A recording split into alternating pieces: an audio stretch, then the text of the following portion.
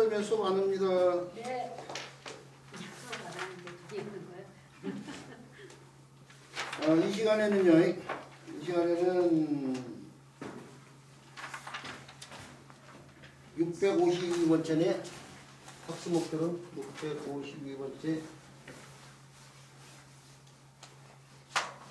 별진인데 이게 사실은 학습 목표가 이게 좀 바뀐 부분이 있는데 왜 그러냐면은 오늘 제가 학창 시절에 이 글자를 배울 때에 별짓 때 이 음이 두 개인 글자 아니에요?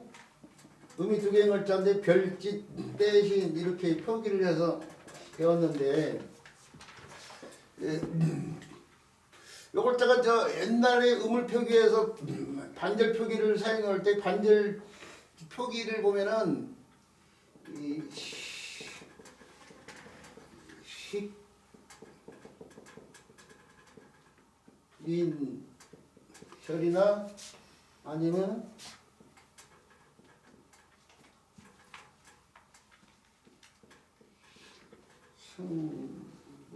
승진 반절 표기가 이렇게 표기됐거든요. 그러면 이게 반절 상자는 반절 상자에서 성모 반절 합쳐서 음모를 치는데 여기 식자에서 시옷자만 치우고 남은 글자를 치는데 이게 린이니까 신이 돼야지 린. 식에서 저거 식린. 그래서 시옷자하고 이거 중성 종성만 치니까요. 그러면 이게 음이 뭐 신이라는 게 드러나더니 요걸 따도 진인데 승에서 반절 상자가 시옷이고 진에서 반절 한자가 이니까 신이 돼야 될 거 아니에요? 본음이 신이라는 거 드러나요. 그래서 제가 무심코 옛날 습관이 돼가지고 별지를 못하고 표기했는데 사실은 제대로 표기를 하면 깨지부터 표기해야 돼. 그리고 이 자원도 있죠. 이 자원도 저 본위에 가까운 자원이 떼요, 떼. 이 본위는 이게 원래 조개 껍데기 관련돼 있거든요. 대합 조개예요, 대합 조개. 본위가 대합 조개라고 봐야 돼요. 대합 조개의 대자가 큰 대자인데 큰 조개를 말해요. 큰 조개, 달리 큰 조개, 달리 또 무명 조개라고도 오고. 이 다 같은 말인데. 요 글자에 고문자가 이렇게 표현됐어. 이렇게 이런 식으로 표현됐어. 이런 식으로. 이게 조개 껍데기, 이게 조개 껍데기 부분을 갖다 표현한 거 이게. 조개 껍데기고 이게 산에산 자루 부분이에요 지금. 지금 요 글자를 설명하면서 참고 자료로 패도요, 패도. 패도라는 그림을 실은 자료가 국내에 없을걸요? 제 책이 처음이에요 지금 보세요. 요 글자 설명하면서 아마 제 책이 뭐 제가 다른 사람 책들을 잘 안 들여다본 것도 있지만 그 전에는 뭐 여러 책들을 뭐 들여다보긴 했죠. 근데 이 패도라는 자료 그림을 갖다가 집어해가지고 설명한 책을 본 적이 없어요 사실은. 자, 그 패도를 보세요. 그 패도의 형태예요. 지금 패는 거예요. 지금 패도. 옛날 사람들이 청동시대, 이 한자가 청동기 시대하고 개를 같이 나왔잖아요. 청동기 시대의 청동은 지위가 높은 사람들이 사용하는 의식령이 사용하는 이런 예기 같은 걸 만들거나 이기 같은 걸 만들 때 사용했지. 이게 농기구예요. 이게 농기구 일종이에요. 옛날 사람이 돌이라든지 조개 껍데기 있죠. 조개 껍데기 껍질 부분이 비교적 날카롭고 특히나 갈거나 잘라내면은 또 움푹 파 있어서 붙잡기도 좋고. 옛날 사람들이 곡물 이삭을 갖다가 오늘날은 별을 갖다가 밑둥 걸 다 잘라내지만은 옛날 사람들 이삭 부분만 뚝뚝 끊었단 말이에요. 반월형 속도 같은 것이 그거지 아니에요 지금. 이게 반월형 속도 똑같이 이것도 지금 조개 껍데기 중에서 이삭 같은 걸 잘라내거나 할 때 사용된 농기구 일종이에요. 그래서 요걸다가 농사 관련될 때 농사능자도 이 글자가 달라붙은 이유가 바로 그거이고, 농산일이 힘들어요. 농산일이 욕보는 일이기 때문에 욕본다는 뜻의 욕될 욕자도 손에서 나온 글자를 달라붙였어요. 이유가 있는 거예요. 이게 농사농자나 농사일이 힘들다고 해서 힘든 농사일하고 있으면 지나가던 같은 농부들이 아이고 욕보십니다 하고 지나가잖아요. 그 욕될 욕자 힘든다 이거예요. 이른이라고. 여기에 요골자가 달라붙은 이유가 이게 농사의 도구인 조개 껍데기 걸린 데인데 그쪽 대합 쪽에 이게 말조개 큰 조개 껍데기로 이렇게 농사의 도구를 만들었던 거예요. 그래서 원래 이게 조개 껍데기 관련되어 있는 글자이기 때문에 대합 쪽인데 호대로면서 조개를 나타내는 글자는 무슨 자를 더 붙인다? 그렇죠. 벌레 회자를 더 붙인다는 말이에요. 네. 강가나 바닷가에서 꿈꿈을 갯벌 같은 데 기어다니니까 그래서 벌레를 갖다가 나타내는 글자를 하나 더 붙여서 이렇게 쓴단 말이에요. 이렇게요. 이걸 갖다가 위아래로 바꿔서 이렇게도 쓸 수 있어요. 이렇게 오늘날 요글자를 더 많이 쓰고 있지만 요글자 이게 대합 쪽의 신자예요. 이게 대합 쪽의 신자.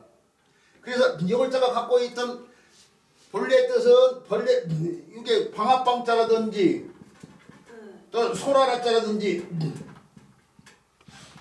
뭐 이런 데에서 다 조개 관련자네 대합 쪽의 합자라든지 이런 글자에 다 벌레가 달라붙은 글자는 여기 또 벌레 달라붙어가지고 이렇게 쓰이는데 좌우를 위아래로 쓸 수 있는데 위아래 것은 오늘날 더 많이 쓰고 이게 이제 신규루 같은데 옛날에 큰 조개의 기운에서 신규루가 생겨난다고 봤기 때문에 문명이 발달되지 않는 옛날에는 그래서 신규루 올 때 쓰는 신자인데 이게 대합 쪽의 신자예요 지금.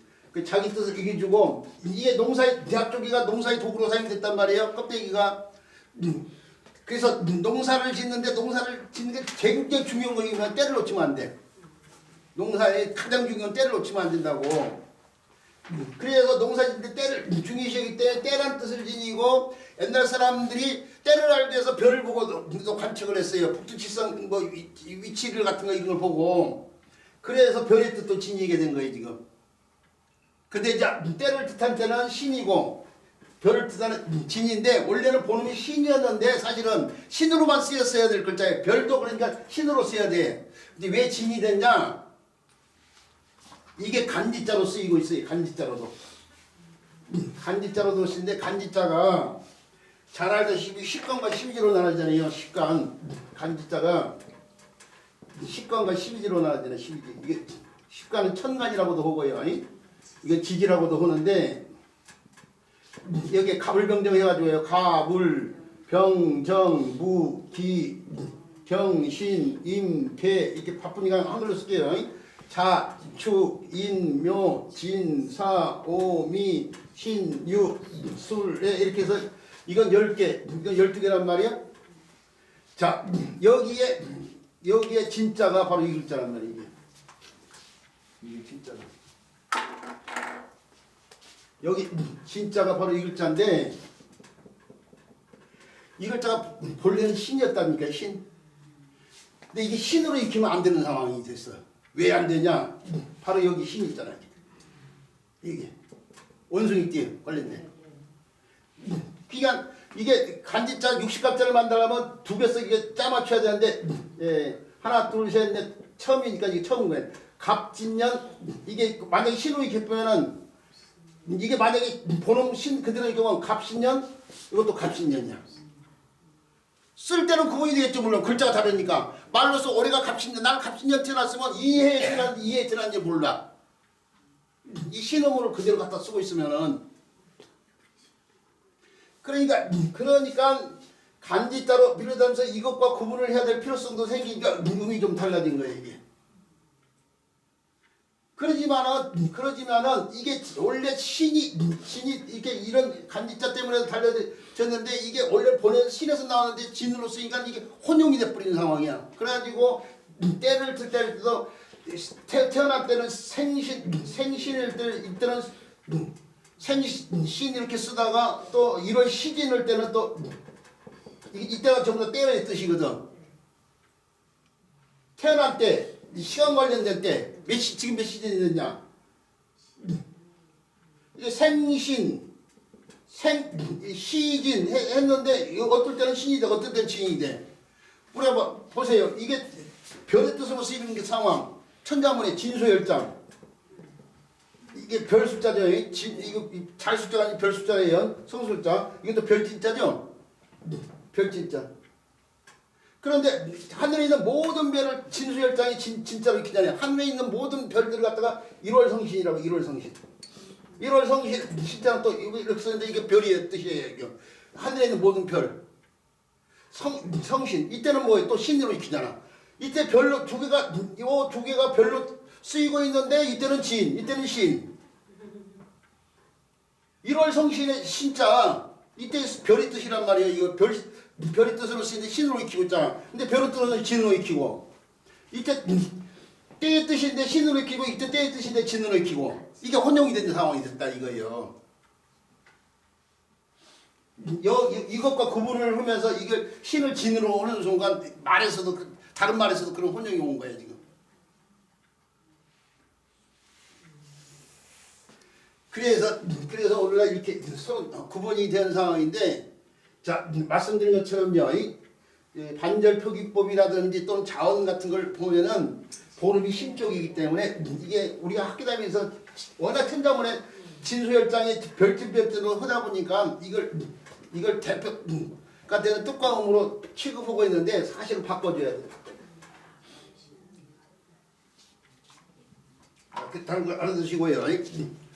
요 글자가 음역하라는 글자를 살펴보는데요. 손이 달라붙으면 손으로 떨친다고 해서 떨칠 진자예요.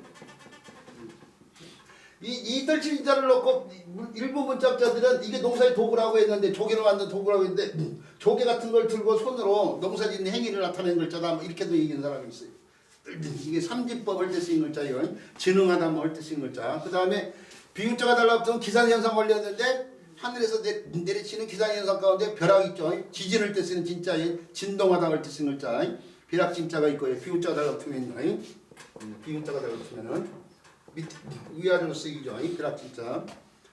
그 다음에 조개표자가 달라붙으면 재물과 관련돼 가지고 재물을 줘서 어려움에 처한 사람을 갖다 도와주는 상황이 구휼하다죠. 구휼하다. 구휼할 진짜예요. 옛날 진대법 있었죠. 진대법. 추수할 때는 곡물이 많으니까 나라에서 사놨다가 저장했다가 봄에 되면 춘궁기가 오면은 나라에서 그 쌀을 갖다가 배고픈 사람한테 나눠주고 다시 추수 때 받아들이고 뭐 이런 것이 진대법 아니에요?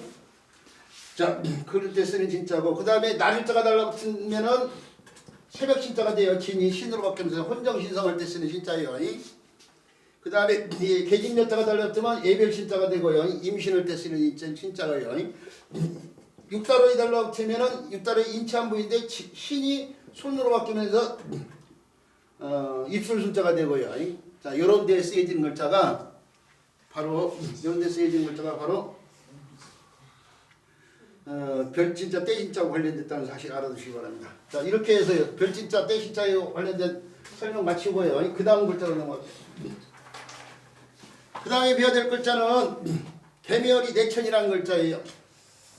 원래 정형의 형태가 이거이고 이것이 변형의 형태가 바로 이거인데, 뭘 표현하면 물이 흐를 때 냇물을 갖다 표현했어요. 냇물.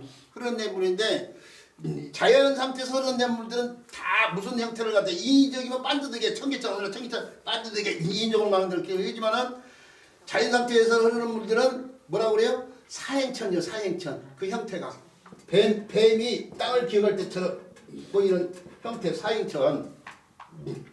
뱀사자 탄이령자. 자연 상태에서는 대부분 사행천이야.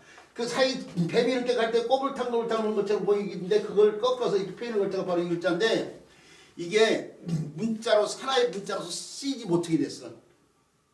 부숫자 가운데 유일하게 정형이 있다고 문자로 쓰이지 않는 경우가 이거예요. 지금 문자로서 역할을 못한다. 이게 사람도 부르는 게 사람한테 문열이라고 얘기가지고 있죠. 짐승들을 보면은 개들이 새끼를 10마리 낳았는데 맨 처음에 나온 강아지가 가장 약한 경우가 많아. 그 약한 처음에 나온 개를 갖다가 뭐냐면 문열이라고 그래. 문열이라고 하는데 이게 엄마 뱃속에 오래 있을수록 더 성장을 더 했다는 거야. 그러니까 뭐 1시간 차이도 나고 뭐 10분 차이도 나겠지만 엄마 몸속에 오래만 머물수록 어떻게 돼요? 더 성장했다는 거이 돼. 다만 10분이든 1시간이든. 이게 맨 처음에 나온 새끼가 덜 성장해서 나온 거이기 때문에 그래서 약한 경우가 많아. 근데 약했는데 진짜 사람 노릇을 못하는 상황이 될 수도 있잖아요. 이게 이런 그런 꼴이라고 생각해야 돼. 그래서 이게 문자로 쓰임이 없어. 문자로 쓰임이 없기 때문에 음을 부여받지 못했어요 이게요. 음을 부여받지 못하고 별칭으로만 불러. 음이 없이 별칭으로만 부르는데 마치 이게 개미의 허리처럼 보였던가 봐요 옛날 사람들. 그래서 이걸 개미허리라고 부르고 그걸 변형시킨 요글자예요. 요글자는 반듯반듯하게 있었는데 요게 이제 흐른 냇물을 나타내기 때문에 내를 나타내면서 이게 문자로서 쓰이는 글자란 말이요. 청계천을 때 사행천을 때 쓰는 천자가 된 거예요.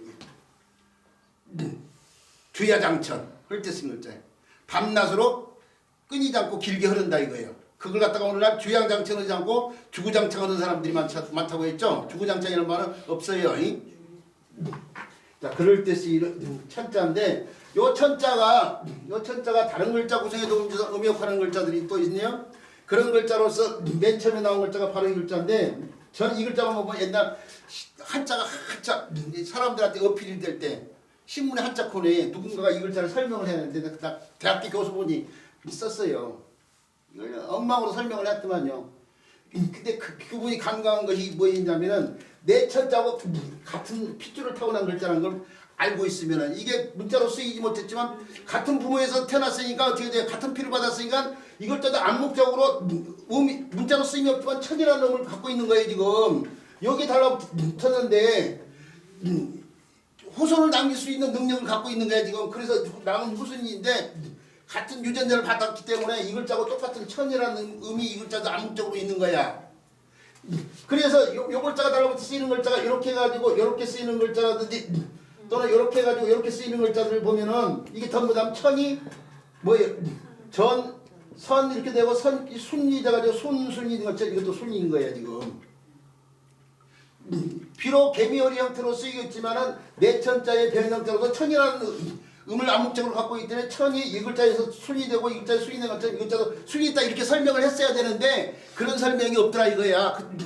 그 한자 코너에 보니까 그 한자 코너에 저 한문학과 교수들은 그냥 무조건 예원 형태로 그냥 하고 중문학과 교수들은 그 한자 코너에 쓴 중문학과는 중국책 갖다가 번역해서 그냥 풀이해오고 그렇다 보니까 그렇게 엉망으로 풀이가 돼 있었던 거예요 지금. 근데 우리 선생님들은요, 이거 지금 불살 제대로 보고 있는데 비록 문자로 쓰임이 없었지만은 같은 글자로서 이 글자도 천이라는 음을 갖다가 암묵적으로 갖고 있고 그 글자가 여기서 음역하면서 이 글자처럼 순이 된 거이고 길을 따라서 돈다고 해서 돌순자예요. 돌순자.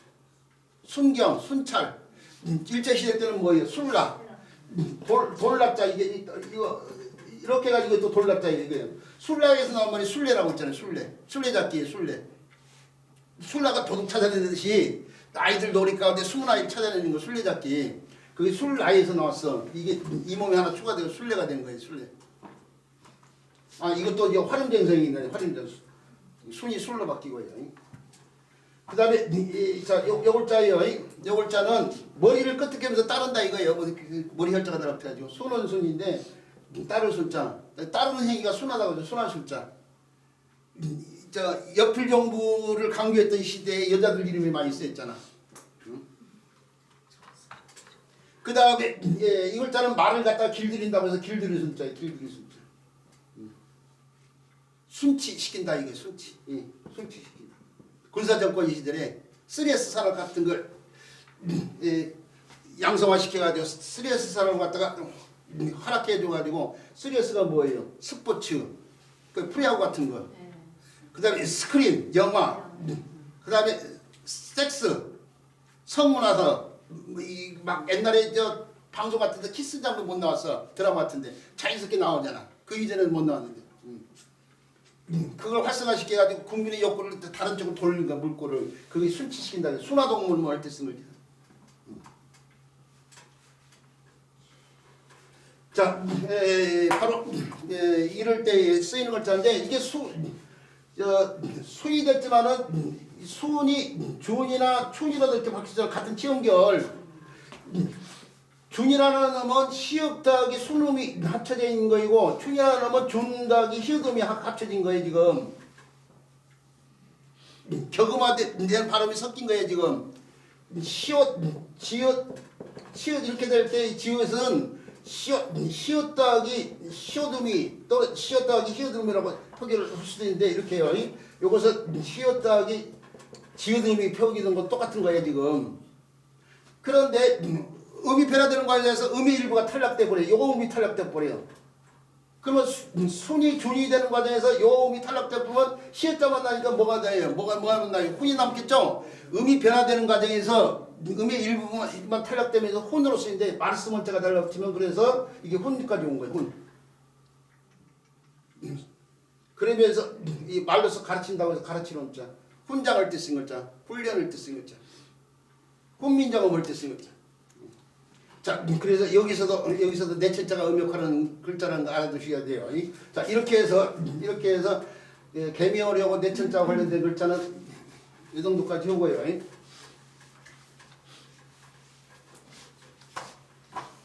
자, 그 다음에 배워야 될 글자예요. 그 다음에 배워야 될 글자는 어그러질천이라는 글자예요.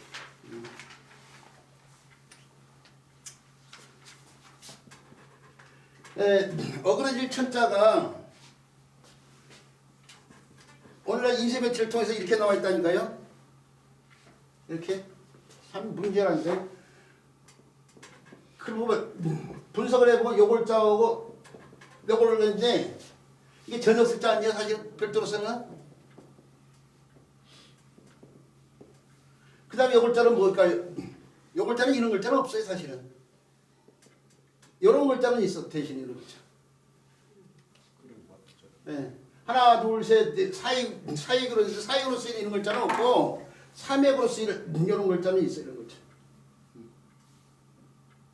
이런 글자는 아예 있지도 않은 글자야. 그리고 이걸 전역습자도 아니잖아.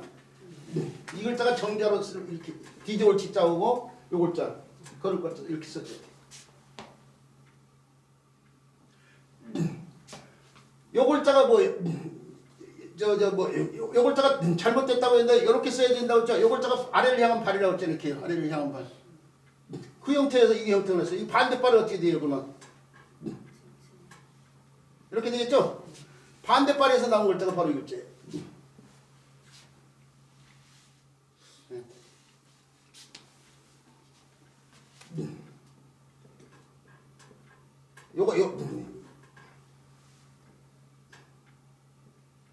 이렇게 표현될 때에 요것이 이렇게 돼가지고 이렇게 쓰였다 이렇게요.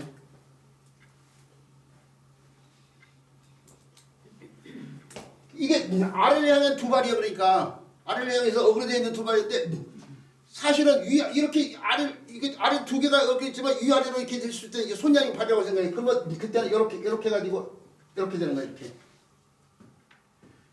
발 두 개가 아래를 향해 있는 거, 이거 발 두 개가 아래를 나란히 있는 거, 이거 지금. 이건 내릴 강자잖아요. 호재하면서 언덕에 한 번 달아서 이렇게도 쓰고. 그러니까 이것이 용납되면 내릴 강자도 어떻게 쓴다는 얘기야. 이렇게 써야 된다는 얘기야. 이렇게 써야 된다는 얘기야. 거기다 언덕에다 이런 글자 있을 수 있어 없어요? 없죠. 그럼 이 글자도 없지.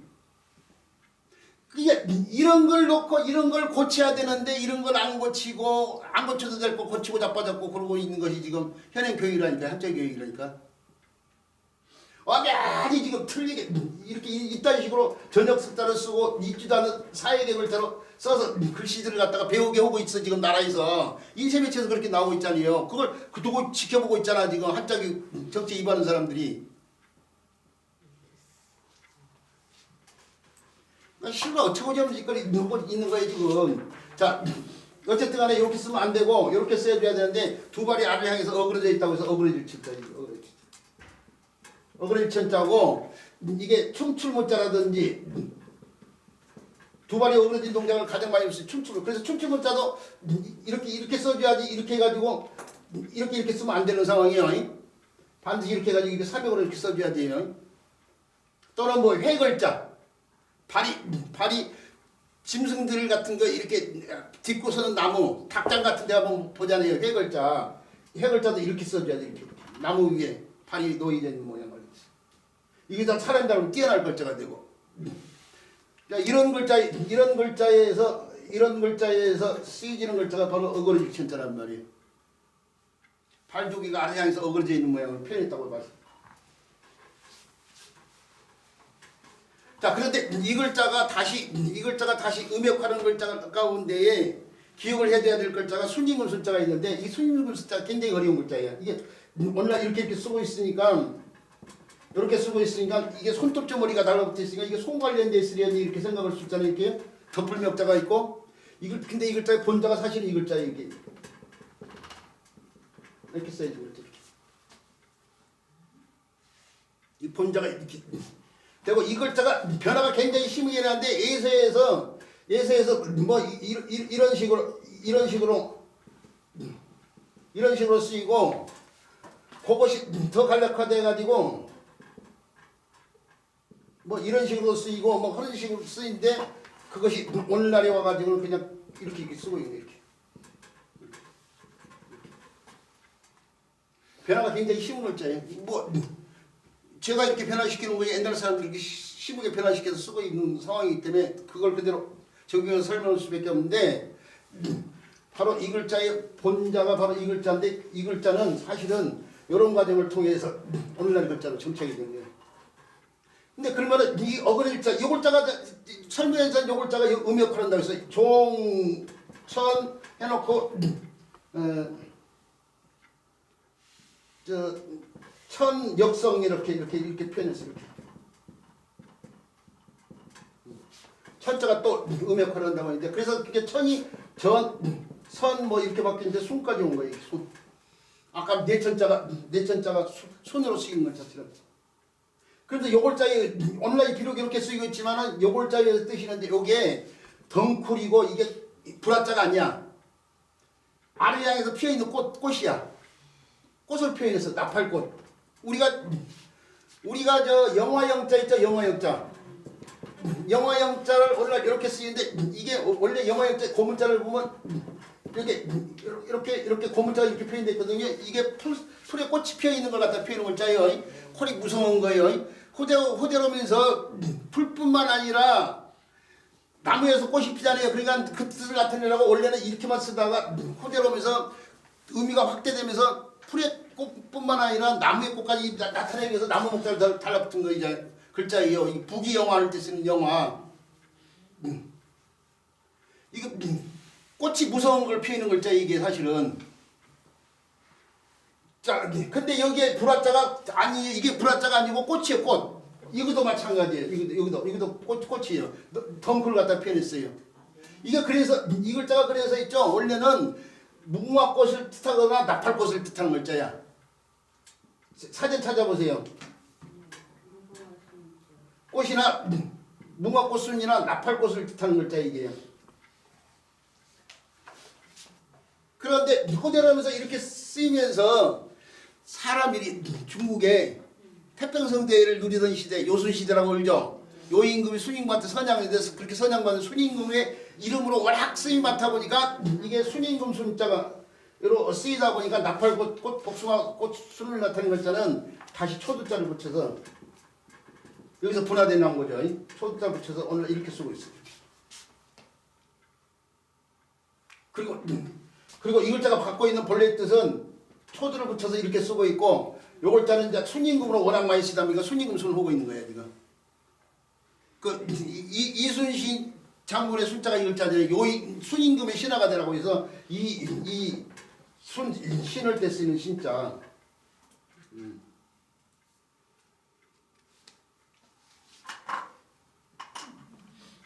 태평성대를 누렸던 그러니까 이성계한테도 태평성대를 이룰 만한 그런 신하가 되라 그런 의미로 쓴 거 아니에요? 요 순임금의 동생인 순임금을 그 다음에 선양받은 사람이 누구예요? 우임금이잖아요. 그래서 이순신 동생이 이우신이야. 형은 요신이죠. 그렇죠. 형은 요신이고 요임금, 요순으로 이렇게 갔으니까. 아들을 대단한 사람으로 키우려고 이렇게 작심을 했죠. 부모가 이름을 일단 아무렇게나 지은 것이 아니다는 얘기지. 자, 그것도 예전에 설명했었어요. 근데 미처 설명 안 들으신 분이 계시니까 해본 거 이거요. 자, 그런 거 설명할 새가 없어 지금. 자, 그 다음에 배워야 될 글자예요. 아니 근데 요 글자가 다시 음역하는 글자가 한 글자가 더 있네. 눈이 눈목자가 달랐어요. 눈 깜빡이는 순자예요. 잉? 눈 깜빡이는 순자. 순은 순인데 눈을 깜빡인다 이거죠. 순간을 뜻하는 글자예요. 순식간, 숨을 한번 쉬는 것까지도 포함하면 순식간이 되는 거죠. 순간 그러면은 눈 한번 깜빡 떴다가 감는 그 시간대를 말하는 거이고, 순식간은 뭐예요? 눈 한번 껐다가 감을 때거나 숨을 한 번 쉴 정도의 시간을 말하는 거죠. 자, 그럴 때 쓰는 눈 깜빡이 순자. 그래서 다시 음역하는 자세 해주시고, 그 다음 글자로 넘어갈게요. 그 다음에 외워야 될 글자는 풀을 청자예요.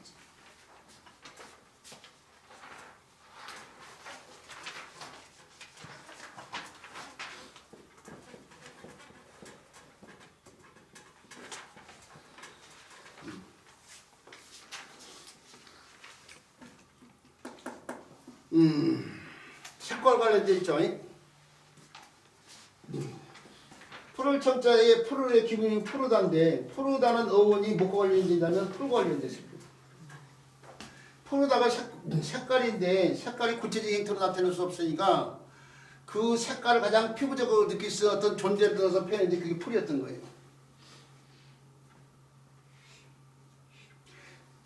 그 풀을 어디서 보시면 땅에서 초목이 싹이 나는 상황을 갖다 이렇게 땅에서. 그래서 흑도자 이게 이렇게 쓰면 이거 흑도자인데 거기 초목이 싹이 이렇게 본잎이 있고 떡잎이 이렇게 나는 상황. 그걸 갖다 이렇게 표현했어요. 이렇게 표현하고 그거에서 요 형태로도 쓰이고, 아니 죄송합니다. 요 형태로도 쓰이고 요 형태로도 쓰이고, 여기서 끊어가지고 빤빤대로 표현해보세요. 같은 형태. 땅에서 초목싹이 나는 거. 그래서 날생자, 문자로서는 날생자가 되고, 이제 여기서는 이 형태로 변형이 돼서 이렇게 쓰고 있는 거예요. 근데 이렇게 되면 이게 날생자, 그게 결국 이거 날생자잖아. 이렇게 가지고 풀다를 못 나타내냐. 그래서 뭔가 다른 형태나 더 붙여가지고 서로 구분을 해야 될 거 아니에요? 자, 근데 이게 뭐이냐 이거예요. 이 고문자를 보면은, 이렇게 표현된 형태, 이런 형태가 보여요. 이런 형태. 금문 같은 데 보면. 네, 그것이 저 소전에 와가지고요. 소전에 와가지고 이렇게 표현이 되는데, 소전이 이제는 이렇게도 표현이 됐어요. 이렇게요. 이렇게도 표현이 되고 또는 이렇게도 표현이 됐어요. 그러니까 요 형태를 절충해서 이런 형태가 소전에 나타났다고 봐야 되죠. 근데 문제는 설문에 의해서 이걸 날생자하고 붉은 단자로 봤어. 그래서 붉은 단자로 보면서 붉은 단자 초목의 싹이 처음에 날 때는 붉은 빛이 돌다 나중에 붉게 된다 뭐 이렇게 말을 갖다가 만들어져. 붉은 단자하고 연결해야 되니까. 또는 붉은 주사 같은 그런 돌 사이로 싹이 뭐 움튼다 뭐 이렇게 뿌리된 책도 있고, 어쨌든 간에 이게 단자하고 연결해야 되니까. 근데 단자의 각골문이나 근문 형태를 보면은 이렇게만 요 형태는 보여. 소전에 보이는 요 형태는 보이는데 요 형태는 안 보여.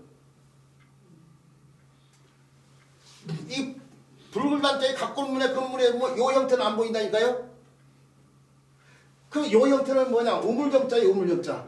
우물정자를 이렇게도 쓰고 이렇게도 쓰는데 요 형태는 보여. 요것도 요 형태는 안 보이지만 요 형태는 보이긴 하는데, 근데 요 형태는 없다니까요.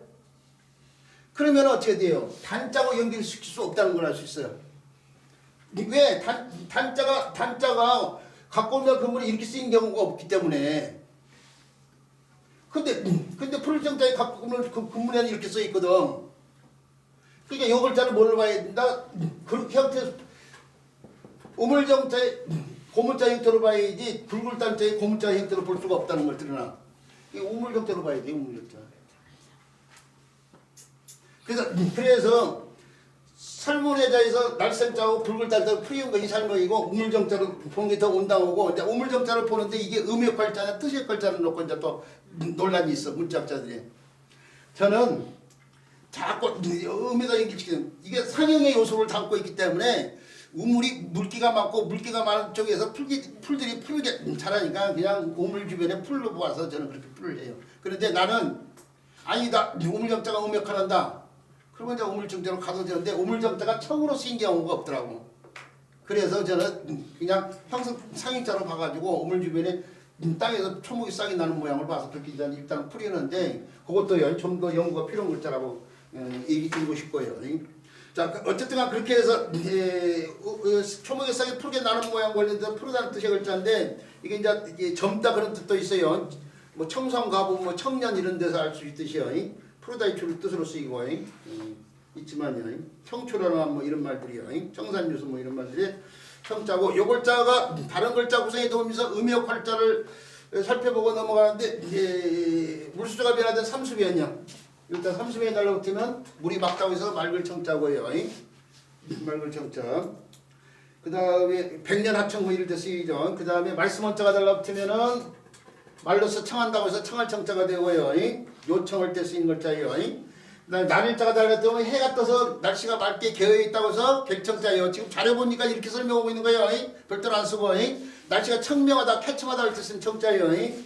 그 다음에 초도가 달라붙으면 식물 관련돼 가지고 부축고청자가 되고요. 부축고청자인데 이제 무청 이게 순물을 무청이라고도 해요. 그런 식물과 관련돼 있고요.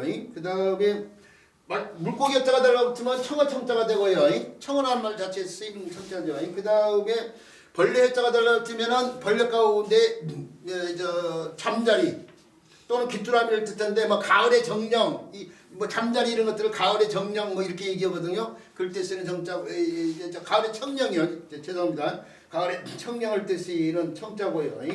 그 다음에 쌀미자가 달라붙으면 음이 청이 아니라 정으로 바뀌면서요. 깨끗하게 도정한 쌀을 갖다가 쓰는 쌀이라고 그래. 쓰는 쌀 정자인데 깨끗하게 도정한 쓰는 쌀을 한자로 바꾸면 정미라고 그래. 정미 정자도 되고 그렇게 깨끗하게 만들려면 어떻게 자세한 공정 과정이 포함되어 있어야 되니까 자세하다는 뜻으로 쓰이면서 오늘날 자세할 정자고요. 정미소 올 때 쓴 글자예요. 정미소 정유소 올 때 쓴 글자. 그 다음에 신방명이 달라붙으면은 쪼꼬파이 정자 우정할 때 쓰이는 뜻정자고요. 그 다음에 다툴 정자가 들어가면 다툼이 끝나고 난 상황 관련돼서 고유 정자가 되고요. 정수 올 때 쓴 글자, 정중도 올 때 쓴 글자. 그 다음에 얼음 빙자가 달라붙으면 얼음이 선언하고서 선언할 정자인데 선언하게 한다 이거.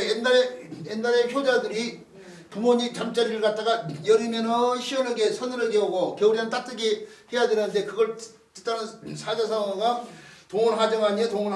동원하청이라고도 읽을 수 있어요. 동원하정 그럴 때 쓰이는 정자고요.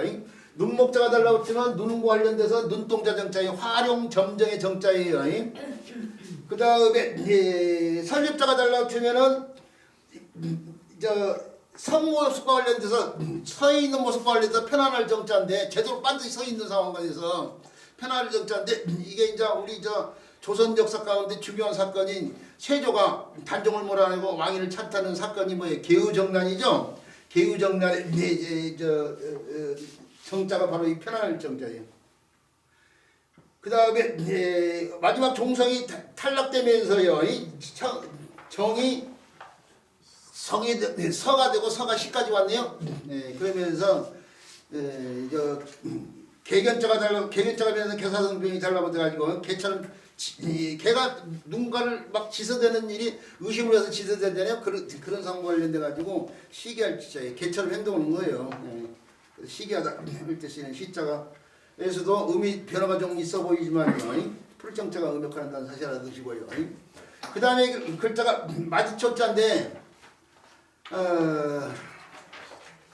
마지초자는 다음 시간에 오죠. 네. 안 지쳤어요? 급해가지고 빨리 했는데. 나 빨리 먹어. 자 오늘 여기까지 해도 아니 다 끝내 진도를 우리 선생님들이 약속된 시간 안에 끝내